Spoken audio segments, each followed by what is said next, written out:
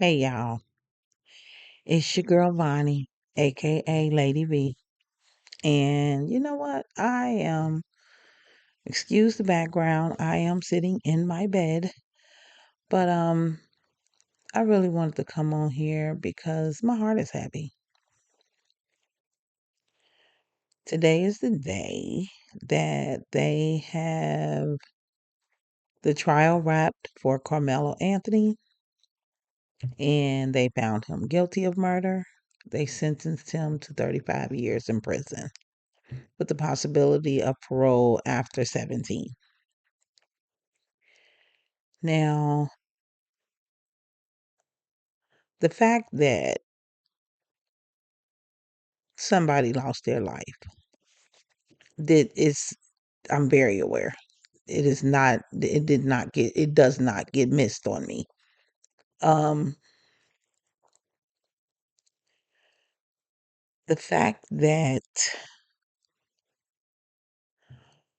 from the beginning, before the trial started, right before the trial started, because we knew that what happened, we knew, a year ago, but it's kind of been silent up until like maybe a week before the trial. No, started with jury selection. And when they showed the two boys' pictures on the news, they always showed Austin Metcalf school picture, but they showed Carmelo Anthony's mugshot. That sends a signal to brains, right? Criminal. So he was already convicted. Um, the jury selection was crap. I've listened to only one um, independent journalist, Tashara Parker. She used to be she worked at the WFAA here in Dallas. And, and the lawyers that she had on her show today, they weren't part of the case. They were African American. And they all said the same thing, that the judge could have did, I mean, not the judge, I'm sorry, that the defense team could have did more. They felt like they should have put the brother on stand. They, because they could have called him, had him on a stand. And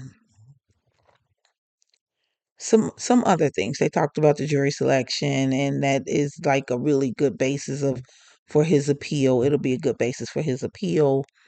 And they talked about the prosecution and how they kind of came at it. They do think one lawyer in particular, 40 years experience, said that Carmelo Anthony, should have taken a stand. He should have like at least told his side, because one resounding question that I think people really like, why did you have the knife? And that never got answered. And they do believe that hurt the case. But my heart is heavy. Um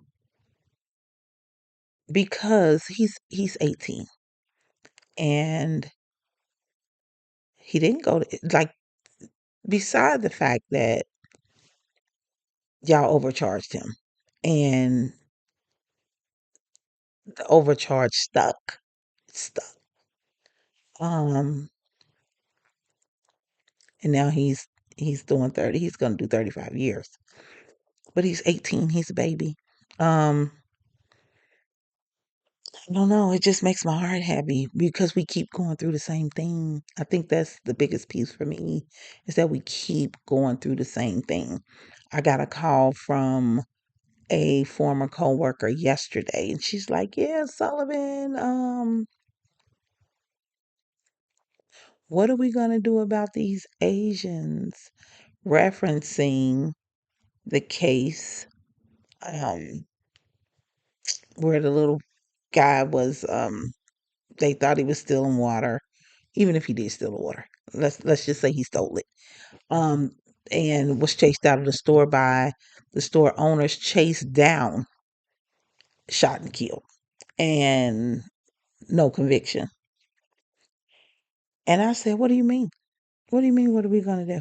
And she's like, yeah, I'm gonna get my hair done one more time, and that's it. No, it should be it now. Like, no, one more time. If you're going like, and so I told her, I said, listen, here's my thing. We can't even stop going to Walmart. We can't stop going to Target. We supposed to be boycotting. And when I say we, I mean me as well. Um, but I did stay away from Walmart for a good amount of months, almost a year. And never have been a Target person, so that wasn't hard for me. But I'm like, what do you mean? What are we gonna do? We're not gonna do anything. Like, the Asians have been treating us this way. We go in their store, they follow us around. They've been treating us like that, and we still go. Like, you really think somebody's gonna give up those cheap bundles to because of some injustice? We can't do it. We can't come together. We cannot collaborate. We can't unify to save our lives. Literally, to save our lives. We cannot do it.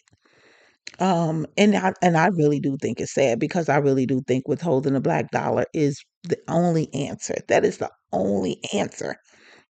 And I don't think it's the only power we have, but I do think it's the only answer at this stage. A lot of people, I'm like, I'm that 60s person. I'm going out to let them like sick dogs on me. But will I not spend money? Absolutely. I would. If they said no spending, I would not spend. Um, because yeah, I just wouldn't do it. And everybody has their own way of fighting. And for some people, it's like the thought of not spending, the thought of not getting Chick-fil-A for lunch, or the thought of not getting your favorite, whatever it is you get for lunch every day at work, is unbearable. But I, I honestly believe in my soul that's the only way to get them. That is the only way to get them. For them to know that it was us, we did it, we shut this economy down for 1 week because of injustice. I believe that that is the only way. Um, but again, we can't unite. We don't unite enough to make it happen. So it's like, okay, it's par for the course. We keep on. We keep doing what we're doing. We keep, crying, and we keep having sad days like this. My heart is heavy. It's heavy today. And we're going to keep having these days. And I hate to say it, because it's nothing new. We've almost become desensitized. We've almost become desensitized. Um, I do know that, like, my son is like been saying for over a year, like, we need to get up out of here. And I'm like, no, it's not that bad. Like, I don't just think it's that time for that. I don't think we're there, is what I always say. I don't think we're there. Um, I will also say, I do believe we can get there quickly. Drop of a hat. I think it can happen. Just like he sent troops into those cities for ICE, I think it could easily happen, like almost overnight. So I'm not, after today, I will say this. I'm like, yeah, where would we go? If I was to leave, where would we go? If you were to leave, where would you go? That's a question for you. Where would you go if you was to leave? Because it's crazy. It's crazy out here, and it's getting crazier. Um, yeah. This is a